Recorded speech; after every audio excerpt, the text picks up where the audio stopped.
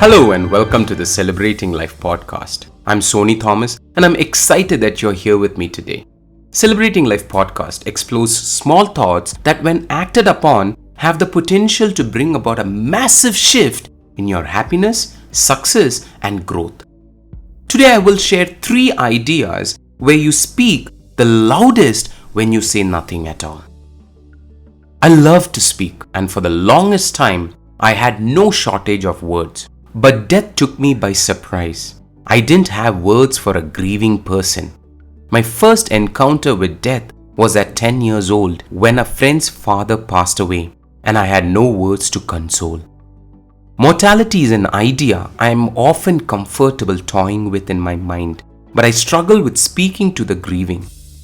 After multiple funerals and being with grieving individuals, I believe silence can often communicate emotions more profoundly than words. A comforting presence during time of grief, holding the person's hand, a hug, or just being close by can provide solace that words may not achieve. It creates an emotional resonance that is beyond words. You speak the loudest with no words.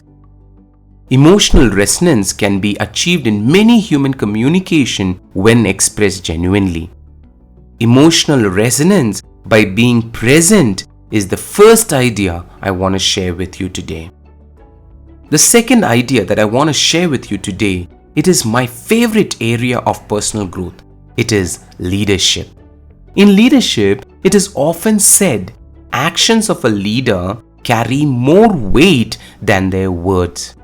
In other words, lead by example, meaning effective leaders set a positive and influential precedence first before guiding the team ahead.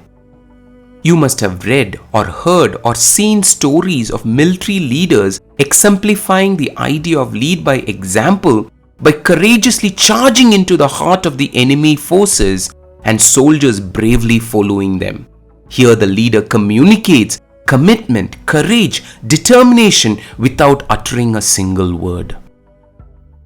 Your hard work, integrity, commitment, care, passion, and other characteristics, your talents and abilities are more significantly communicated to others, like your colleagues or your spouse or your children or your friend or your family or your community, through your actions than talking about it at length. Remember, just like emotional resonance, leading by example is best expressed genuinely rather than pretending. So intentionally grow yourself in areas you feel you need to improve so you can lead by example. Like the first 2 ideas, the third idea too is learned from my personal experience. You hear people casually saying experience is the best teacher, but in reality, a very important caveat is ignored. That is, intentionally reflected experience is the best teacher. So even though all the 3 ideas I'm sharing with you might sound like common sense, until it is reflected on, experimented with and made a habit, the common sense remains just an information. So the third idea is silence in conflict resolution.